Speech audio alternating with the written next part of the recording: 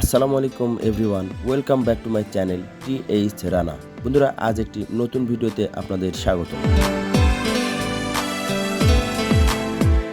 বন্ধুরা, আজ আমার মেজো ভাগ্নি লামিয়ার জন্মদিন, তাই তাকে সারপ্রাইজ দেওয়ার জন্য ছোট ভাগ্নি এবং আমার রাজপুত্রকে নিয়ে চলে এসেছি আলিবাবা সুইটসে।